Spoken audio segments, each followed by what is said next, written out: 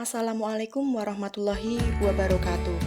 Perkenalkan, kami dari kelompok tugas Kemuhammadiyahan kelas C, mata kuliah Kemuhammadiyahan, program studi manajemen Fakultas Ekonomi dan Bisnis Universitas Muhammadiyah Surakarta, dengan dosen pengampu Bapak Muhammad Halim Maimun, SEMM. Pada video ini, kami akan menjelaskan sekaligus mempresentasikan dari tugas Kemuhammadiyahan dengan subtema materi Majelis Tarjih dan Tajdid, yang dimana telah disusun oleh kelompok kami yang beranggotakan 1. Gata Krisnawan, NIM B100-200-146, 2. Vina Rahmana Isania, NIM B100-200-152, 3. Elva Nurmala, NIM B100-200-158, 4. Fiska Amelia Maharani, NIM B100-200-165, 5. Unci Ambarwati, NIM B100-200-172, 6.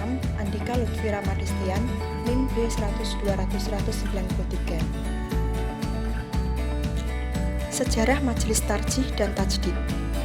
Majelis Tarjih dan Tajdid ini lahir dari kebutuhan Muhammadiyah dalam menentukan haluan gerak Muhammadiyah di bidang-bidang atau masalah-masalah keagamaan.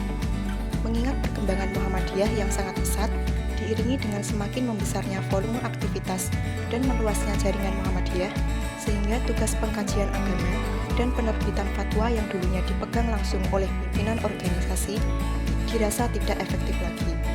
Diperlukan adanya pembidangan penanganan tugas dan pekerjaan dalam rangka menjaga kontrol pimpinan terhadap sinkronisasi penyelenggaraan amal usaha dengan asas-asas yang menjadi landasan perjuangan Muhammadiyah, yaitu Islam dalam kemurniannya sesuai dengan Al-Quran dan Sunnah Nabi Shallallahu Alaihi Wasallam.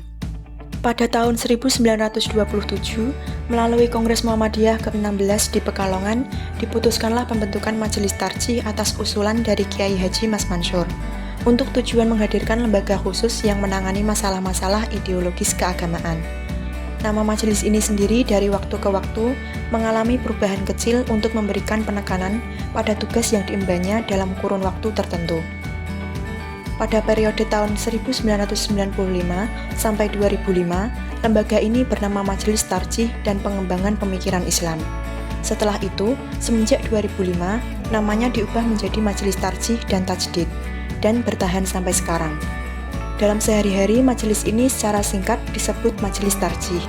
Kata tarjih sendiri diambil dari bahasa Arab, yakni kata tarjih yang berasal dari rojaha, artinya memberi pertimbangan lebih daripada yang lain. Visi dan program pengembangan Majelis Tarjih dan Tajdid.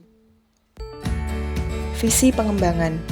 Berkembangnya fungsi tarjih, tajdid, dan pemikiran Islam yang mendorong peran Muhammadiyah sebagai gerakan pembaruan yang kritis, dinamis, dan proaktif dalam menjawab problem dan tantangan aktual sehingga Islam menjadi sumber pemikiran, moral, dan praksis sosial kehidupan umat, bangsa dalam menghadapi perkembangan zaman yang kompleks.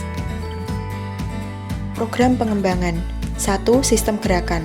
Menyusun dan mengembangkan pedoman keislaman yang bersifat epistemologis, metodologis, maupun praktis sebagai panduan bagi warga Muhammadiyah dalam memahami dan mengimplementasikan ajaran Islam dalam era masyarakat terbuka, meliputi risalah Islamiyah, tafsir Al-Quran, dan pemikiran keislaman lainnya.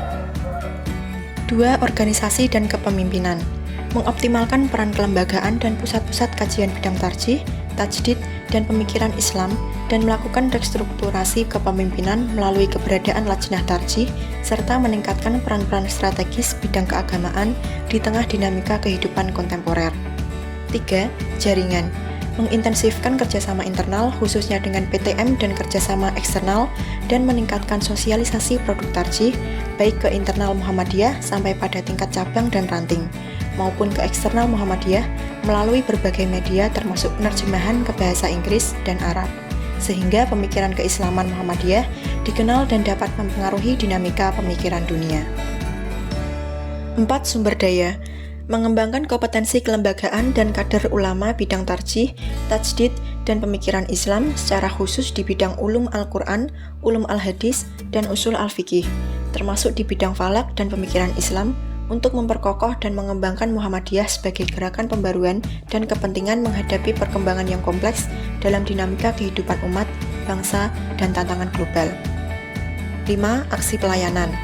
Mengimersifkan forum, produk, dan sosialisasi hasil kajian ketarjihan dan pemikiran Islam, serta merespon isu-isu aktual dan masalah-masalah keislaman di berbagai bidang yang berkembang dalam kehidupan umat dan masyarakat luas. Tugas dan fungsi Majelis Tarjih dan Tajdid. 1. Mengembangkan dan menyegarkan pemahaman dan pengalaman ajaran Islam dalam kehidupan masyarakat yang multikultural dan kompleks. 2. Mensistematisasi metodologi pemikiran dan pengalaman Islam sebagai prinsip gerakan tajdid dalam gerakan Muhammadiyah. 3. Mengoptimalkan peran kelembagaan bidang tajdid, tarjih, dan pemikiran Islam untuk proaktif dalam menjawab masalah real masyarakat yang sedang berkembang. 4. Mensosialisasikan produk-produk tajdid, tarjih, dan pemikiran keislaman Muhammadiyah ke seluruh lapisan masyarakat. 5. Membentuk dan mengembangkan pusat penelitian, kajian, dan informasi bidang tajdid pemikiran Islam yang terpadu dengan bidang lain. 6. Menyelidiki dan memahami ilmu agama Islam untuk memperoleh kemurnian. 7. Menyusun tuntunan akidah, akhlak, ibadah, dan muamalah duniawiyah. 8. Memberi fatwa dan nasihat, baik atas permintaan maupun tarjih sendiri memandang perlu. 9. Menyalurkan perbedaan pendapat atau paham dalam bidang keagamaan ke arah yang lebih maslahat. 10. Mempertinggi mutu ulama. 11. Hal-hal lain dalam bidang keagamaan yang diserahkan oleh pimpinan persyarikatan. Maksud dari kata tajdid. 1. Berarti pembaharuan dalam arti mengembalikan kepada keasliannya atau kemurniannya. Ialah bila tajdid itu sasarannya mengenai soal-soal prinsip perjuangan yang sifatnya tetap atau tidak berubah-ubah. 2. Berarti pembaharuan dalam arti modernisasi ialah bila tajdid itu sasarannya mengenai masalah seperti metode, sistem, teknik, strategi, taktik perjuangan, dan lain-lain yang sebangsa itu, yang sifatnya berubah-ubah, disesuaikan dengan situasi dan kondisi atau ruang dan waktu. Bidang garapan Muhammadiyah. Terdapat 3 bidang garapan Muhammadiyah, yaitu 1. Bidang keagamaan, 2. Bidang pendidikan, 3. Bidang kemasyarakatan. Bidang keagamaan. Pembaharuan dalam bidang keagamaan ialah penemuan kembali ajaran atau prinsip dasar yang berlaku abadi, yang karena waktu, lingkungan situasi dan kondisi, mungkin menyebabkan dasar-dasar tersebut kurang jelas tampak dan tertutup oleh kebiasaan dan pemikiran tambahan lain. Bidang pendidikan. Dalam kegiatan pendidikan dan kesejahteraan sosial, Muhammadiyah mempelopori dan menyelenggarakan sejumlah pembaharuan dan inovasi yang lebih nyata. Bagi Muhammadiyah yang berusaha keras menyebarluaskan Islam lebih luas dan lebih dalam, pendidikan mempunyai arti penting, karena melalui inilah pemahaman tentang Islam dapat diwariskan dan ditanamkan dari generasi ke generasi. Bidang kemasyarakatan.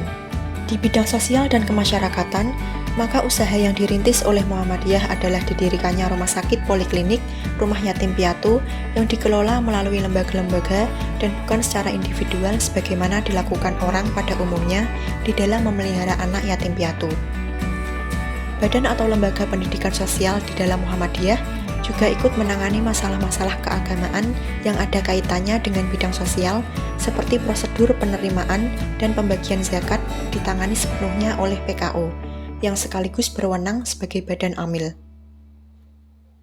Metode istimbat hukum Majelis Tarjih Muhammadiyah.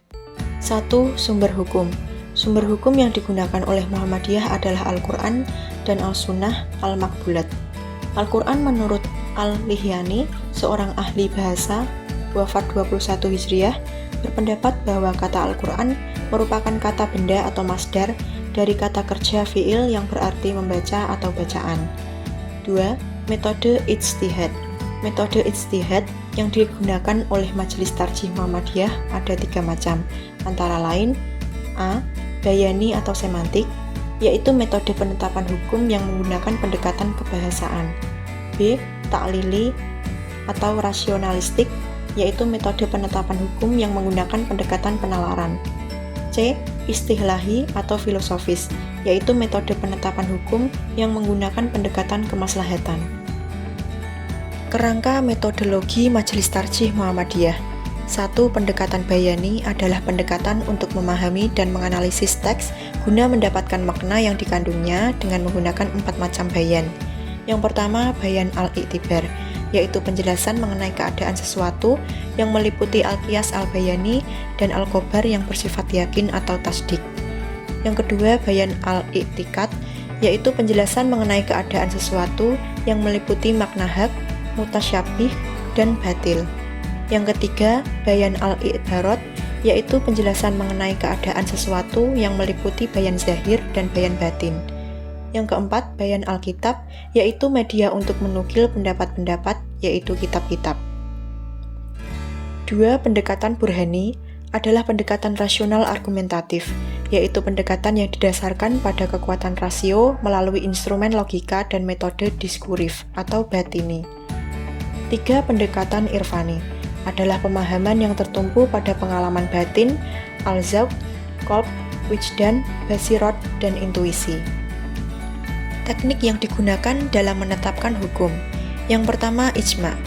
Menurut istilah ahli usul ialah persepakatan para mujtahid kaum muslim dalam suatu masa sepeninggal Rasulullah SAW terhadap suatu hukum syar'i mengenai suatu peristiwa. Yang kedua, qiyas. Menurut ulama usul, al-qiyas berarti menyamakan suatu kejadian yang tidak ada nasnya kepada kejadian lain yang ada nasnya, mengenai hukum yang nas telah menetapkan lantaran adanya kesamaan dua kejadian itu dalam ilat hukumnya.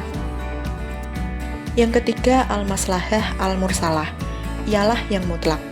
Menurut istilah ahli usul, kemaslahatan yang tidak disyariatkan oleh syar'i dalam wujud hukum di dalam rangka menciptakan kemaslahatan di samping tidak terdapat dalil yang membenarkan atau menyalahkan.